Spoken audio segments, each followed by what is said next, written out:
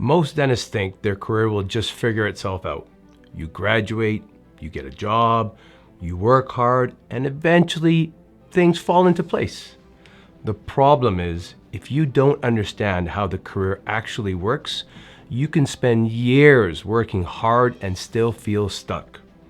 That's what I thought too, and I was wrong. Not because I didn't work hard, but because I didn't understand how the game actually worked. Hi, my name is Dr. Sam Batha.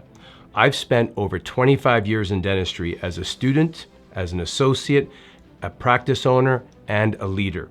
And if I could go back to the beginning, there are a lot of things I would do differently. Not clinically, strategically. When I graduated, I did what most dentists do. I focused on improving clinically, I worked hard, and tried to prove myself. But no one explained how the business actually worked. No one taught me how to evaluate a job, understand compensation, or think long-term about my career. There was no real framework for decision making. So I made decisions based on what was in front of me, not where I actually wanted to go. And that's where most dentists start to drift. Not because they're lazy or incapable, but because they're operating without a clear strategy. At some point, you start to notice something. You can be a very good dentist and still feel stuck. You're producing, you're busy, but you're not really building anything. That was the shift for me. Being a good clinician is not the same as building a great career. Looking back, there are 3 lessons I wish I understood much earlier. Lesson 1, if you're not thinking strategically, you're falling behind. Most dentists focus only on what's directly in front of them. The next patient, the next procedure, the next paycheck. But very few are thinking about where all of this is actually leading. Strategy is asking, where do I want to be in 3 to 5 years? What kind of practice do I want? What kind of life am I building? If you don't answer those questions early, you end up reacting instead of building. Lesson 2, your environment shapes everything. Where you work has a massive impact on your trajectory.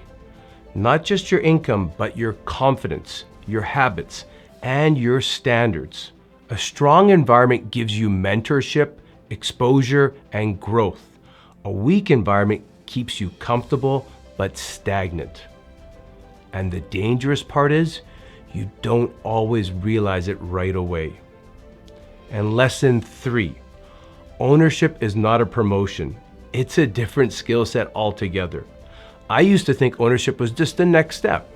Work hard, gain some experience, and eventually you buy a practice. But ownership is not an upgrade.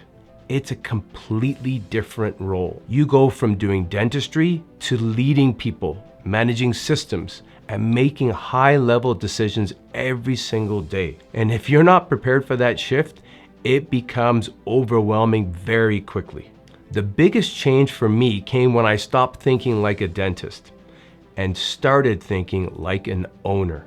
Thinking long-term, building systems, developing people, and being intentional with every decision I made. That's when things actually started to change. Most dentists aren't stuck because they're not capable. They're stuck because no one showed them how to think about this properly. And that's what I want to start breaking down for you. If this resonates with you, follow along, because in the next videos, I'm going to get a lot more specific. There's a lot more coming.